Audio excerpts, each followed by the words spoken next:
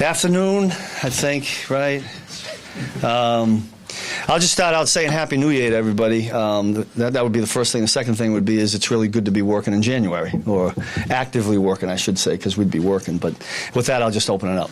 Coach Armani watched 48 defensive snaps in the regular season finale. It's a career high for him. But how did he look to you after you reviewed that tape? And then how ready is he if he has to assume a larger role this week? Well, I'll tell you one thing. I think what the assistant coaches have done a great job of, and you don't see this part of it, but we have a lot of walkthroughs, and we actually split them, and Coach House, and we split the staff in half. And the guys that normally with me are the guys that are going to play in the game, and we go through a lot of things. And then the coaches have those guys down. Armani would be one of them all the time. And I think that the foundation of that has really helped all those young guys that have to jump in, and I'm hoping that it will be the same thing here. I thought he did a nice job filling in 2 weeks ago, a week and a half ago, for Juan. It was unfortunate what happened to Juan. But that's what guys in this league are expected to do. You know, somebody gets hurt, you got to step in. And the first thing is you need to know what you're doing. You know, we're always I think the assistant coach has done a great job with that. In college football, Watt's had a real nose for the football. You know, based on what you've seen and watched this year, you get that sense that yeah. Physical guy, you know, can find the football. I'd agree with that. There's a lot of nuances that need to be learned. The thing, you know, the biggest fear of any of this is, you mentioned it, 48 snaps. I wouldn't have known that if you didn't tell me. I appreciate it. You know, even like you just think of Juan going back at the beginning of the season, right? So he had 48 snaps in the first game, but then there were still mistakes in the second game and then the third game. So it takes a little bit of time. Now, Armani's been in the league a little bit, so hopefully his learning curve is a little bit higher and he's beyond that. But we'll see. He's got to step up. Everybody got to step up. Coach, you watched Deshaun Watson in the last game, and you see two guys coming at him, sandwiching him, and he still manages to get out, even though it looks like there's great tackles. Is there a secret to keeping that guy down once you've got him in your grasp?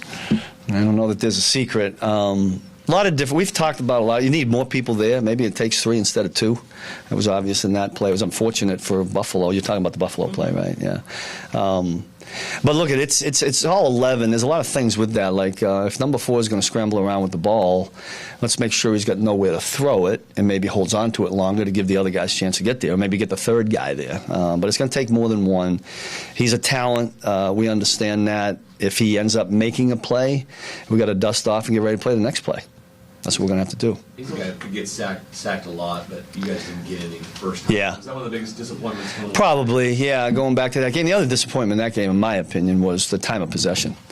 They had the ball a long time. That means Patrick's not on the field. That's not good for our football team. So it's our job to, I think third down is going to be really important.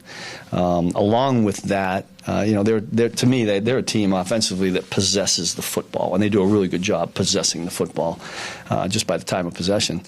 So first down and second down, trying to create some negative plays becomes really important. You know, we need to do that somehow. And then when it does get to third down, we need to win those.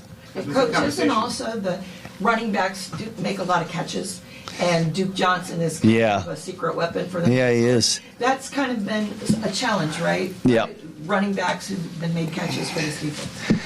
You're talking against us? Yeah. Yeah, you probably know more than I do. I just defend the other team and see what happens at the end of it. But I do remember some games, Green Bay was one, for example. But every time we go into a game, it's what's the matchup on the back, who can cover him, who can't. So we'll stay cautious of that. But he's a good football player, and they get the rocket screens out to him, and he turns and runs with it. He's a good player. Steve, have you noticed that football theory coach, you've been coaching defense in this league a long time. Have you noticed, are teams running more deep route combinations than they used to, or about the same? I know. I see a lot of them in OTAs. When number 10's running down the field, and so it feels like normal to us. No, and that's honest. I'm being honest, because our guys run a lot of deep routes. You know, we first and second down on the play actions, we call things called speedos or burners, which are the routes that you're talking about. I think they're all over the league. We spend part of our Saturday night looking at some of those big plays, even if it's not a team we're playing, because it's a beg, borrow, and steal league business, and coaches will steal an idea and throw it down the field. Steve, why do you think teams are dialing those up a little more freely than they might have been used to?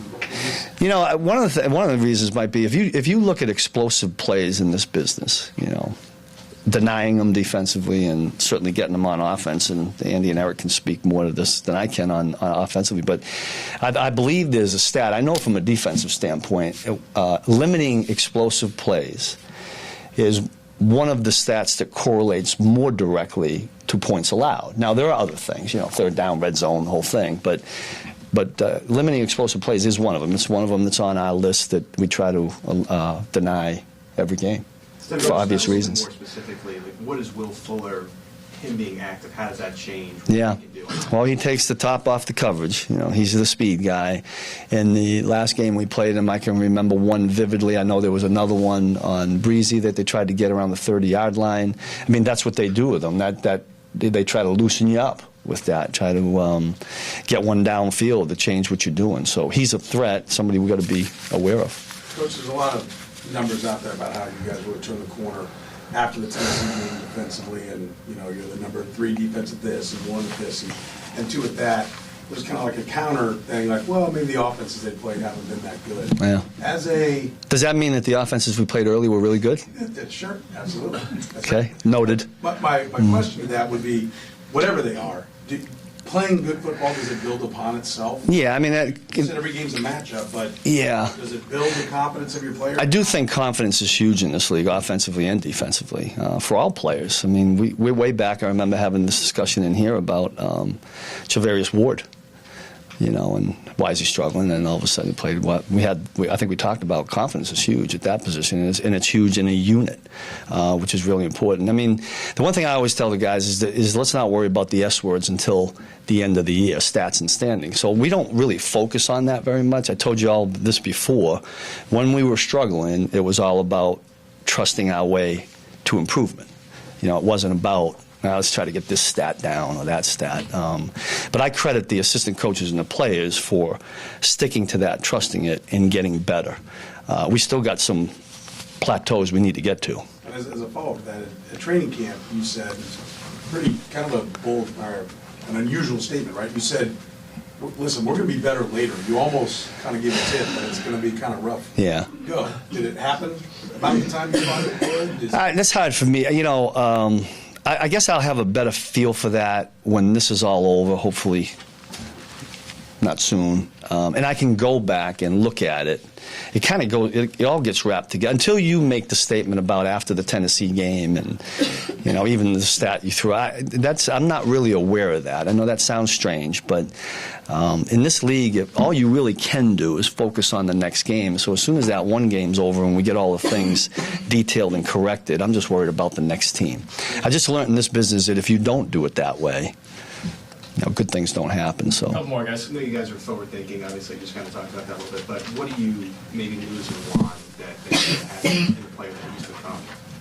Yeah, I mean, anything that I would say there that we lost is just a compliment and a credit to him. I just saw him do this all year long, and you guys did too. You can remember back in some of the earlier games where we, but I tell you, the guys around him, like Tyron, Kendall, some of the vets that hung in there with him, they were always encouraging him, and he hung in there. That tells you something about him in terms of fortitude and what he can fight through. Steve, you just talked about the trust, right? Like early on that there was trust that this thing would be better.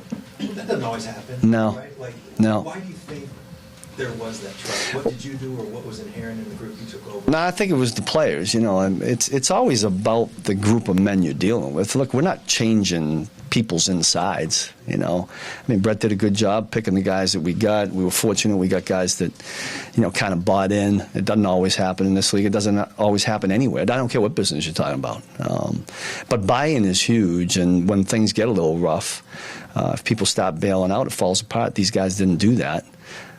To their credit. I give all the credit to them, and I keep going back to the assistant coaches. I don't think enough's been said about that. If we weren't fortunate enough to get the guys that we got that were familiar with the system, who are character guys and guys I personally love, I'm blessed beyond words that I have these guys. They've made all the difference in the world, in my opinion. Them and the players. Go ahead, Karen. Just a little further on Deshaun Watson. He gets sacked a lot. He holds on to the ball a lot. And last time he faced him, he didn't have Chris Jones. And Frank Clark was completely healthy. So now you got all your horses in. Anthony Hitchens, I don't think played that game, You got a guy who can get sacked a lot. Does that go into this game plan when you got that front now that can get to him? But it's a bonus, and we hope that happens. It's not a focus. because I think if you just get focused on that, that's when he can beat you. You know, if all you're doing is looking to try to get sacks and you miss, that's when he makes you pay. So there'll be a little bit of everything, and hopefully, because sacks are, listen, a sack's a negative play. You know, puts them behind schedule. If a sack happens on a third down, that's a good down for us because then our quarterback gets the ball. But hopefully they'll happen more often than they did the last time. Here's the biggest hope. Thank you.